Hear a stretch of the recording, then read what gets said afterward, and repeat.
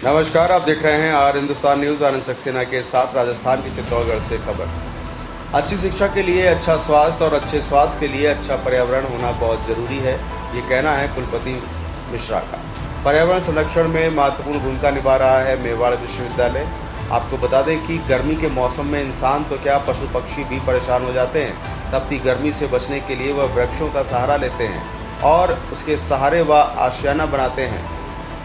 उन्हें छाया के साथ साथ पानी की भी आवश्यकता होती है। वहीं राजस्थान के चित्तौड़गढ़ जिले के गंगरार कस्बे में स्थित मेवाड़ विश्वविद्यालय में पशु पक्षी, जीव जंतुओं और पेड़ पौधों के द्वारा यह विश्वविद्यालय पर्यावरण संरक्षण में महत्वपूर्ण भूमिका निभा रहा है। इस संबंध में मेवाड़ विश्वविद्यालय के कुलपति प्रोफेसर डॉक्टर आलोक मिश्रा ने भी जानकारी दिया।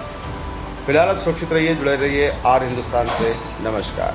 ग्रीष्मकालीन मौसम है और ग्रीष्मकालीन मौसम में सबसे बड़ी जो परेशानी फेस करते हैं वो पक्षी और पशु फेस करते हैं। तो सबसे पहले ये व्यवस्था की गई है कि जो पक्षी हैं, क्योंकि बर्ड काउंट हमारा बहुत अच्छा है इस विश्वविद्यालय का, हरितिमा बहुत है, पेड़ हैं, पौधे हैं, पार्क्स हैं, लिहाजा पक्षी भी यहाँ पे बहुत तरह तरह के पक्षी हैं। कोयल हैं, पपीहे हैं, कौवे हैं जो और जगहों से कम होते जा रहे हैं, बगुले हैं, बहुत प्रकार के पक्षी यहाँ हैं, क्योंकि विश्वविद्यालय ग्रामीण क्षेत्र में भी स्थित है और पर्यावरण यहाँ का बहुत अच्छा है, प्राकृतिक पर्यावरण है और बर्ड काउंट रिफ्लेक्ट करता है पर्यावरण की क्वालिटी को। बहुत से पक्षी यहाँ पर डेरा भी डालते हैं और उनके लिए पानी की व्यवस्था, उनके लिए खाद्यान्न की व्यवस्था, उनके चुगने के लिए अनाज के दानों की व्यवस्था, क्योंकि गर्मी में भोजन फैच करना और पानी फैच करना बड़ा मुश्किल है परिंदों के लिए।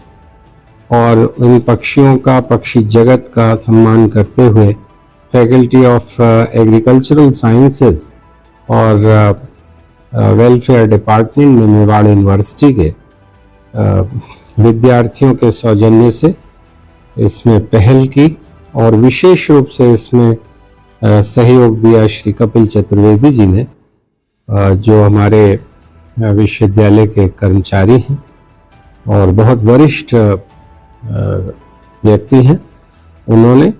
और उसमें पक्षियों के लिए, पशुओं के लिए व्यवस्था की गई पानी की, खाद्यान्नों की, और पेड़ों को जल की इस समय बहुत ज़रूरत है क्योंकि तापमान बहुत ज़्यादा है।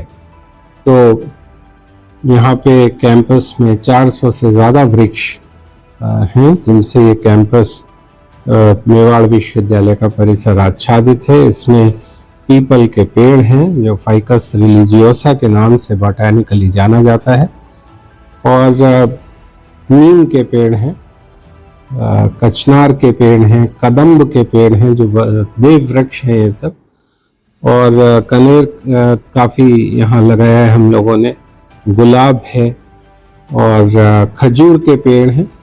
बहुत से पेड़ यहाँ पर हैं और इन पेड़ों का संरक्षण भी किया जा रहा है।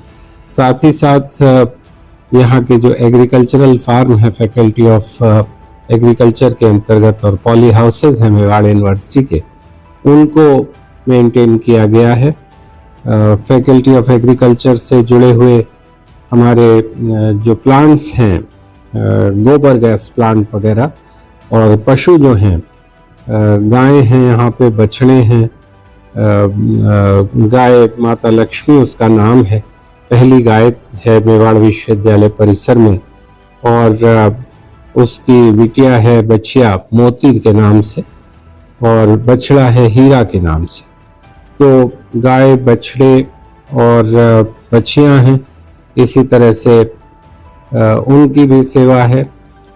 और ट्रैक्टर्स हैं, टैंकर्स हैं विश्वविद्यालय में बहुत से, तो टैंकर्स के द्वारा पानी ला करके इन वृक्षों को का संरक्षण किया जा रहा है। क्या संदेश देना चाहेंगे आप विश्व पर्यावरण दिवस?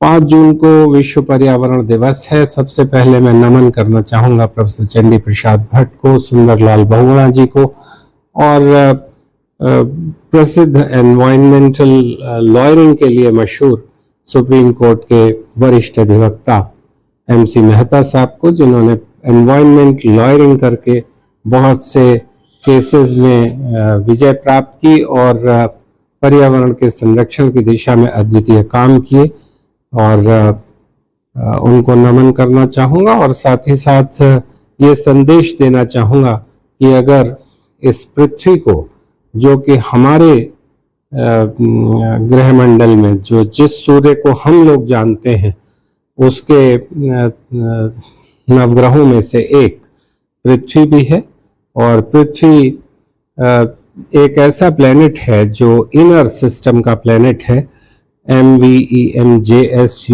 इस ऑर्डर में सूर्य से दूरी है तो मरकरी सबसे करीब, उसके बाद वीनस और फिर पृथ्वी।